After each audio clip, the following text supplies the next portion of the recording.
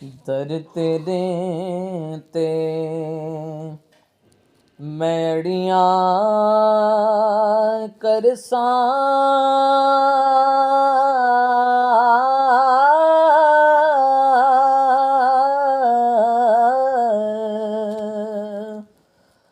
ਤੇ ਜਿਵੇਂ ਬਾਲ ਆਇਆਣਾ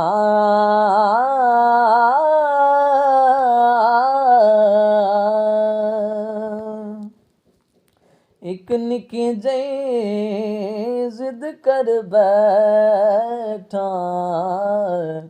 ਆਕਾ ਮੈਂ ਖਾਲੀ ਨਹੀਂ ਜਾਣਾ